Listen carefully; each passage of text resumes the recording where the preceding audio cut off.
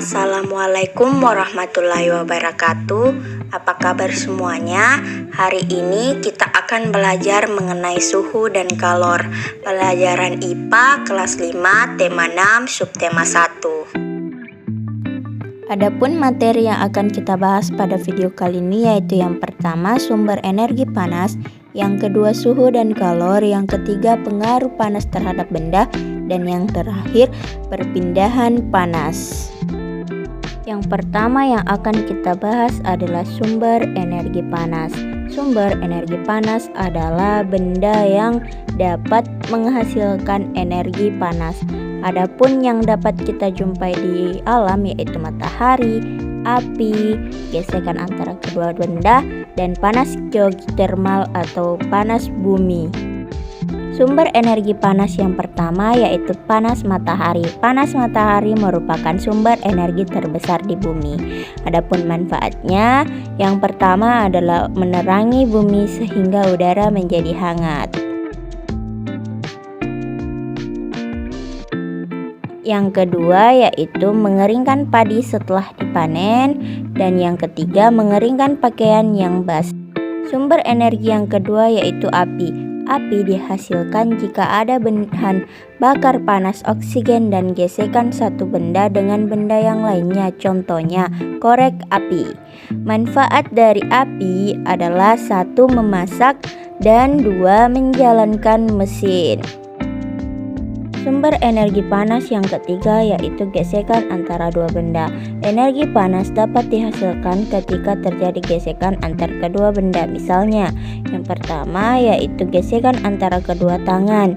Yang kedua yaitu gesekan antara mistar dengan kain kering. Sumber energi panas yang keempat yaitu panas bumi atau energi geotermal. Energi geotermal adalah salah satu komponen sumber energi yang berasal dari dalam inti atom bumi. Energi geotermal merupakan energi panas yang terkandung di dalam air panas, uap air, dan batuan bersama mineral. Adapun manfaatnya yang pertama yaitu energi geotermal sebagai pembangkit tenaga yang menggantikan pengguna energi fosil. Pembahasan yang ketiga pada video kali ini yaitu suhu dan kalor. Yang pertama yaitu suhu atau temperatur. Suhu atau temperatur merupakan besaran yang menyatakan derajat suatu benda. Semakin tinggi suhu suatu benda, semakin panas benda tersebut. Adapun satuan suhu adalah derajat Celcius. Alat ukur yang digunakan untuk mengukur suhu adalah termometer, dan sifat suhu adalah tidak dapat berpindah namun bisa naik dan turun. Contohnya pada saat seseorang lagi sakit demam, maka suhu tubuh dari orang tersebut yang darinya 36 menjadi 38 Celcius, maka dari itu dinyatakan sebagai suhu dari seseorang tersebut itu naik. Panas atau kalor. Panas atau kalor merupakan salah satu energi yang dapat diterima dan dilepaskan oleh suatu benda. Satuan kalor adalah joule atau kalori. Alat untuk mengukur suatu kalor ada namanya kalorimeter. Sifat panas atau kalor adalah dapat berpindah dari suatu benda ke benda lain. Contohnya pada saat kita menyetrika, yang tadinya baju kita tidak panas menjadi panas ketika disetrika. Materi selanjutnya kita akan membahas tentang pengaruh panas terhadap benda. Nah, adik-adik, panas atau kalor dapat mempengaruhi suatu benda. Suatu benda dapat mengalami perubahan jika diberi panas atau kehilangan panas. Nah, adik-adik, ada dua istilah yang ada di dalam pengaruh terhadap benda, yaitu yang pertama ada namanya pemuaian. Pemuaian adalah perubahan suatu benda yang dapat bertambah panjang, lebar, luas, atau berubahnya volume karena menerima panas. Yang kedua ada namanya penyusutan. Penyusutan adalah perubahan suatu benda yang menjadi berkurangnya panjang, lebar, luas karena melepas panas.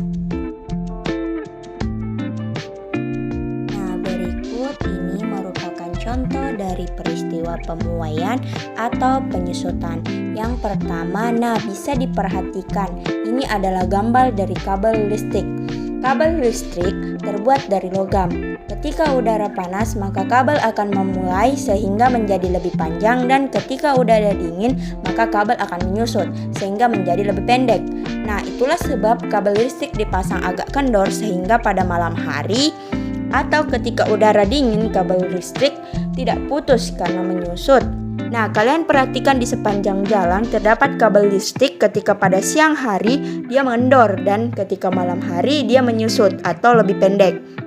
Pada siang hari kabel tersebut memuai, sedangkan malam hari kabel tersebut menyusut.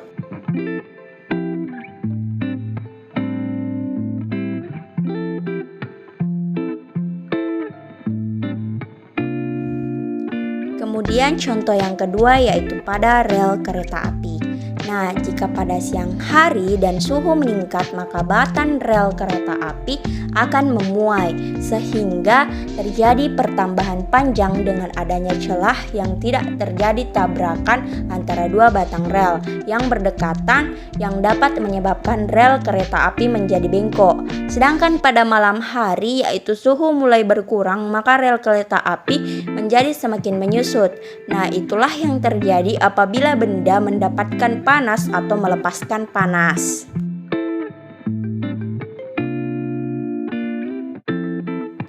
Materi selanjutnya kita akan membahas tentang perpindahan panas.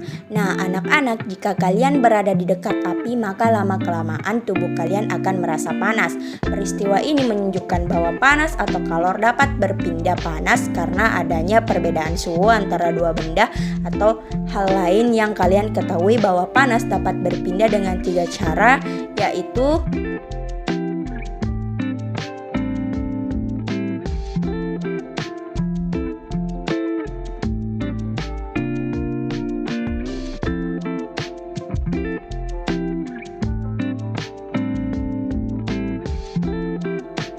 yang pertama yaitu konduksi atau hantaran. Konduksi atau hantaran adalah perpindahan panas yang tidak diikuti oleh zat perantara.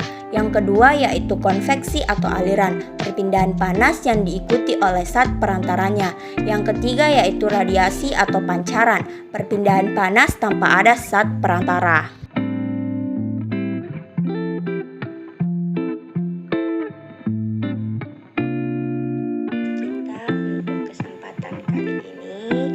Sekian dan terima kasih. Semoga ilmu yang saya bawakan bermanfaat bagi kalian semua. Terima kasih. Assalamualaikum warahmatullahi wabarakatuh.